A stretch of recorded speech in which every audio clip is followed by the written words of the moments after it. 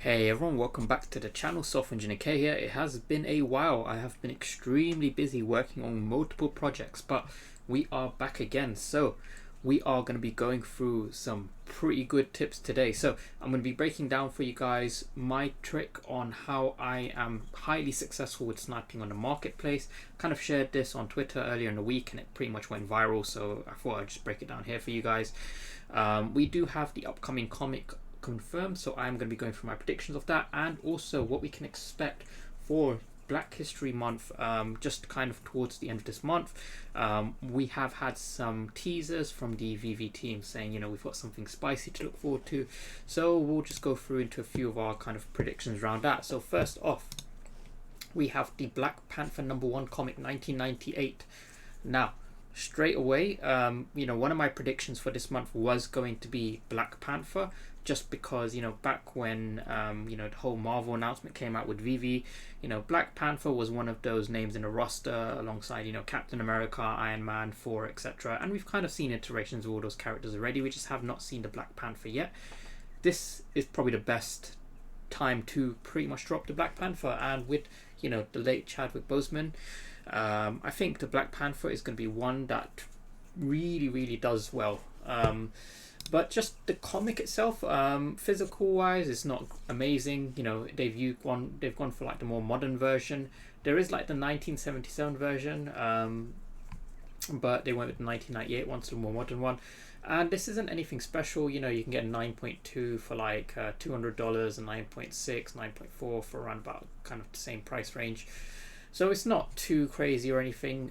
But as we know, the digitals tend to perform better than physicals. I suspect this is probably, so Thanos we know is kind of like the top villain based on rankings. So you know, Black Panther is one of the top heroes, and the Thanos comic that did drop on VeVe was kind of the more modern one as well. So I think the Black Panther comic is going to settle around the same price point that the Thanos comic is at. That's my prediction. But the Black Panther collectible, the 3D model itself, when that drops, that's going to do extremely well. That is, you know, we'll just have to see when they do drop that, but and the edition size of that. But that's my kind of speculative prediction right now. Now, in terms of marketplace sniping, so I have been posting videos a while, you know, of, you know, myself doing drops, you know, grabbing things in the marketplace, and people can't actually see, you know, my fingers and whatnot, and they just assume bots. So I decided to just take a video and explain it. So I'm going to go through this and just explain what this is in a second.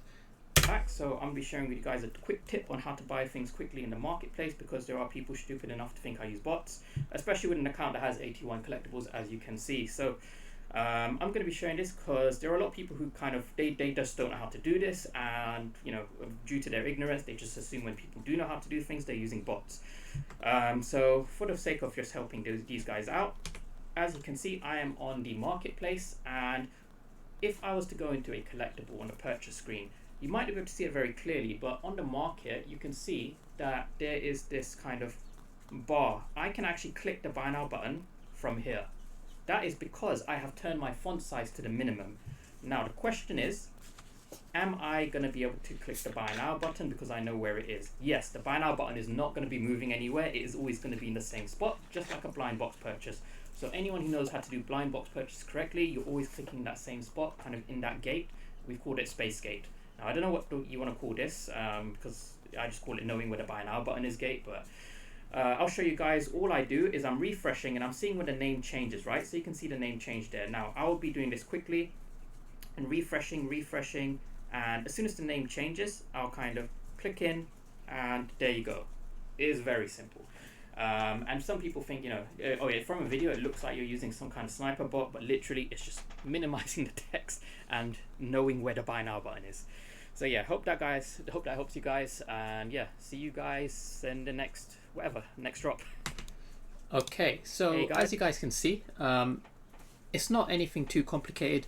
All I've done is minimize my font size, and I can populate the buy now button on one screen. I just refresh with one finger, and I spam the bottom right corner of my phone with the other finger. That's all I need to do. Well, I kind of do it in sequence with like the bottom right, and then kind of lower third middle part where the confirmation comes up. So it's like refresh, and then click to the collectible, and then hit buy now and then confirm, pretty much in that sequence.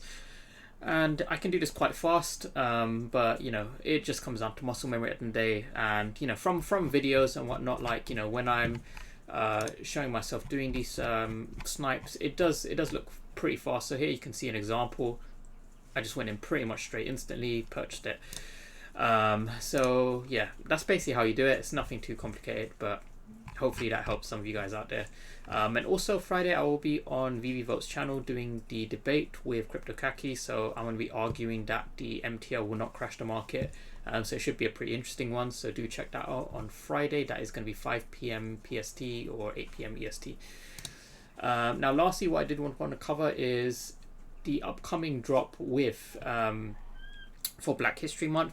And now my prediction is Rewind Collective is going to feature, because they are coming up on the Coinbase NFT marketplace, and they do actually have, if we have a look, they have some NFTs here, and one I think that will do quite well is the one on the far left for Black History Month.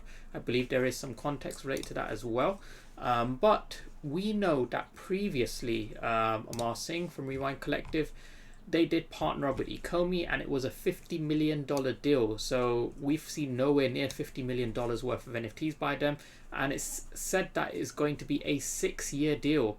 So that straight away, you know, that tells us that VeVe is planning to stick around for at least 6 years. So that's pretty good. And given the size of this deal, I think it's about time we had another kind of Rewind Collective drop. The last one we had, it was quite a while back. I think it was in June when they did the Pride, so it's been a while. And yeah, I think it's pretty good that they're doing this, because again, they're launching on Coinbase, so people will find the Rewind Collective NFTs on Coinbase, and then through that learn that the first appearances were actually on VeVe, and then, you know, that's Coinbase people being essentially pulled into VeVe, and that is pretty good. That's how I see OpenSea working as well, with some of these collectibles going interoperable, people finding out that they're, you know, these VeVe collectibles, and then they come in, or, you know, like the IMX marketplace. Now lastly, what I did want to touch on is the price of OMI for today. So we have had some interesting movement. Now we are still kind of boxing into zone, but again, if I just kind of bring this down here, we can see we are forming a bit of a wedge as usual. And if we kind of just pull up another trend line here,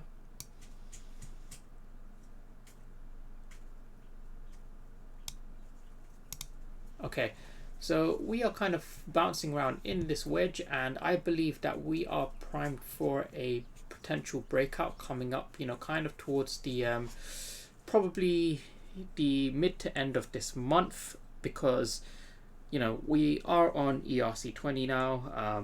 Everything is good, and they said that we wouldn't get exchanges immediately, but we should be seeing some exchanges now.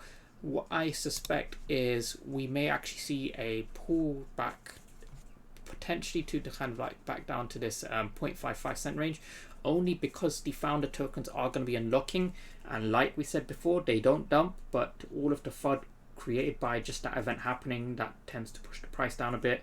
So yeah, I believe when we close on this wedge, we are actually going to have a bit of a downtrend, but that's fine. You know, that's a good opportunity to buy when there's FUD.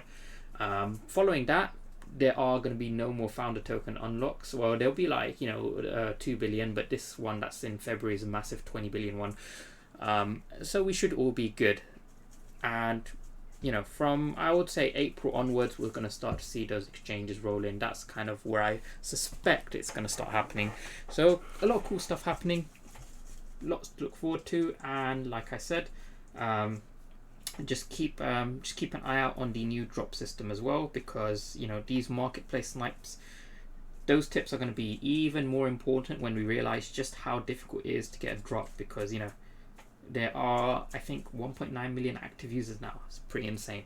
But yeah, thanks so much for watching, guys. Please do like and subscribe to support the content, and I'll see you guys in the next video. See ya.